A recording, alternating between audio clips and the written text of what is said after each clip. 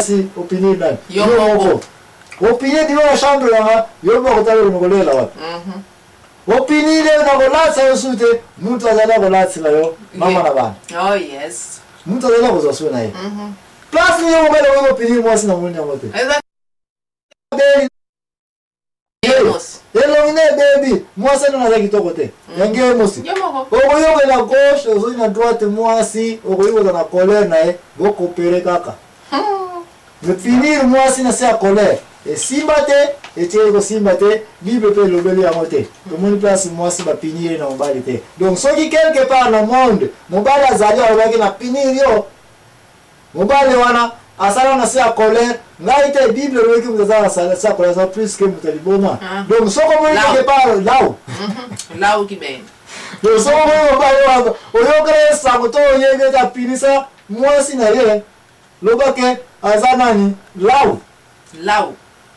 Parce que Bible mtalobika sala na se akanda. Alors na se akanda mutakomba kaneti ya kanani. Zoba. Là. Mutaliboma mobali na sa pinisa mwasi na okili amipinisa yemo ozoke na wenze nombre bikedi na contrôler ngoso yo ka deja mabana mona ngonga mona meso opo ndege naka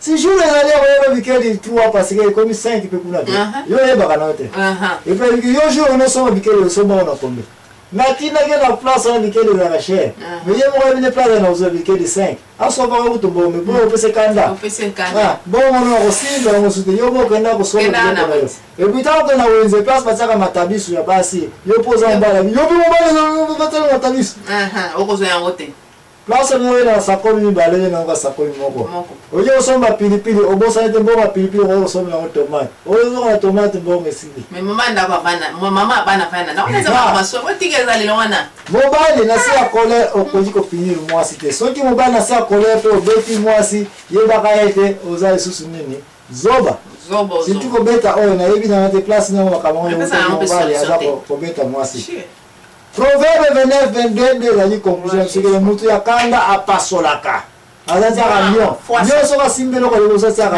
opasola mutu akole apasolaka toujours mais nasuka akoma ka pe mutu masumu ya couleur nyonso mutu soka sala ye kobo disumu neza ya kobo mais mutu soka sala ka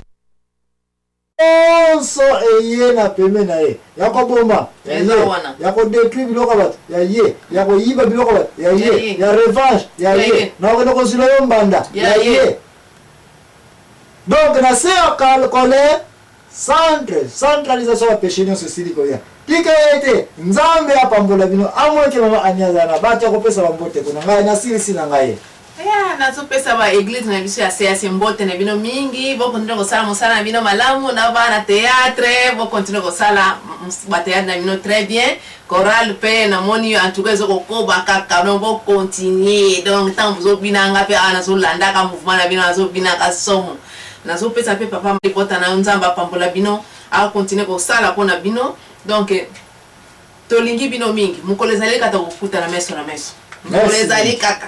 Merci mingi. Les célébrer bino ba meilleur vœu. Joyeux Noël.